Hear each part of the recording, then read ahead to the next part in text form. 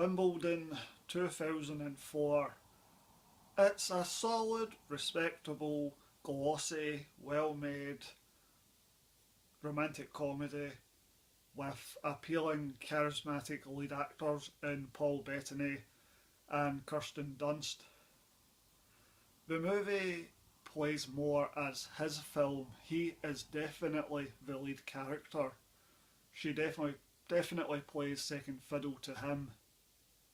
So it's not quite equals. The movie is very enjoyable. I really enjoyed watching it, but it is impossible to say that it is a substantial movie. It is very, very slight. The problem is there isn't much of a story because there is really no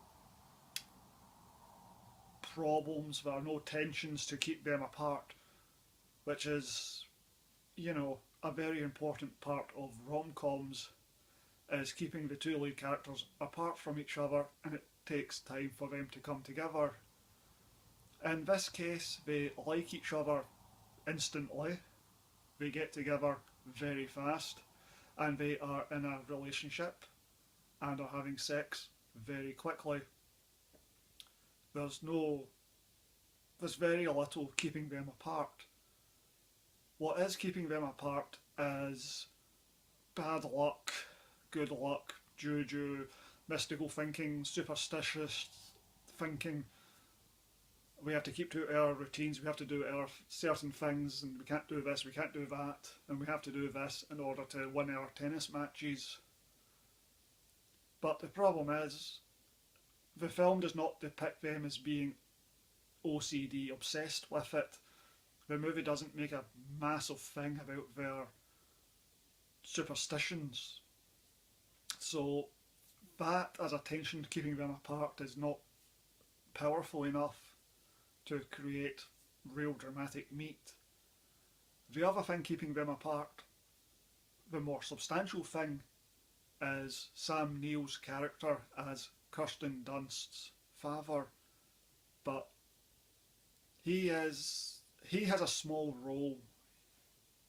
It's just a minor supporting role rather than a big role, and he is depicted as being actually quite reasonable, not being a massive obstacle.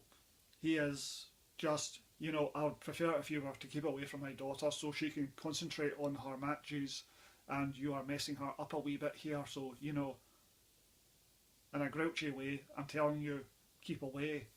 But that's really all it amounts to.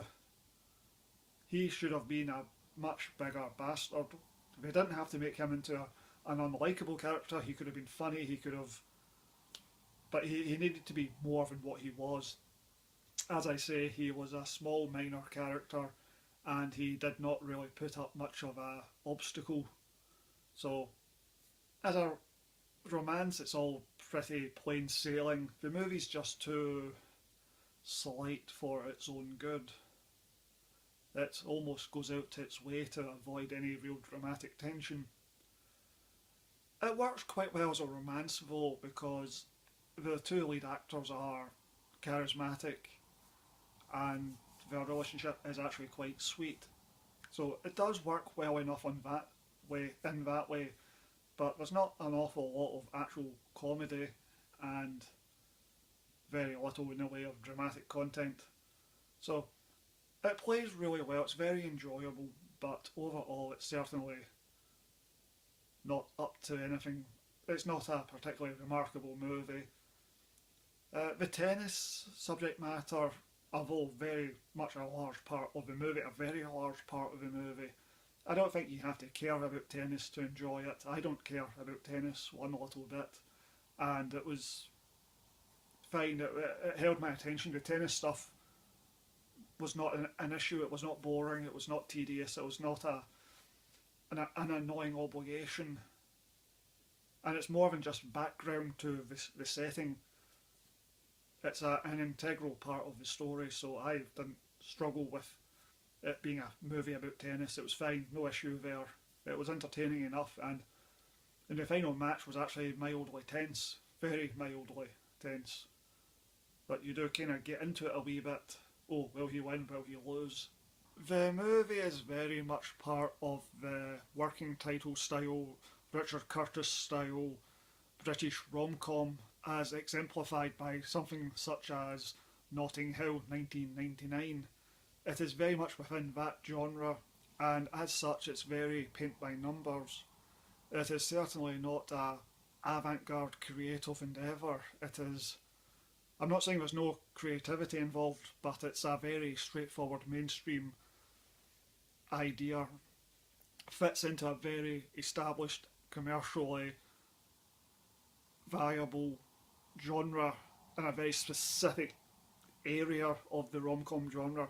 As I say, the Richard Curtis style British rom-com, it's very, very specifically in that slot, and as such it can be a bit characterless, it can be a bit generic and a bit paint by numbers because it is so obviously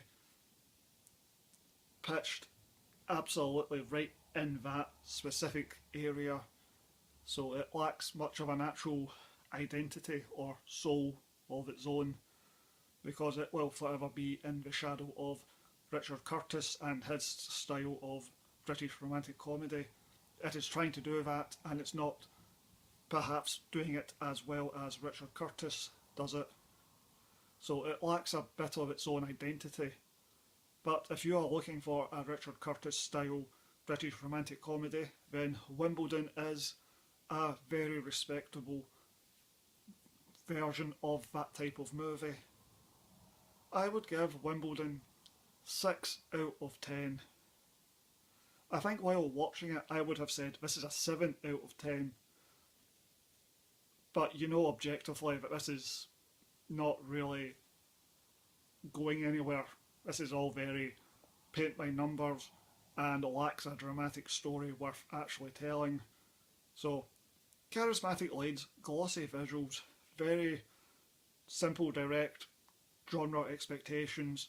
It meets those genre expectations for the most part, although I will say the lack of an actual dramatic obstacle for the characters to overcome, that it breaks the convention of the romantic comedy in that the two leads get together and are together very, very, very quickly.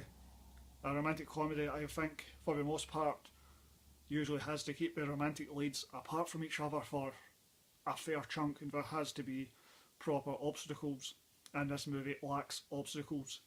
So, 6 out of 10.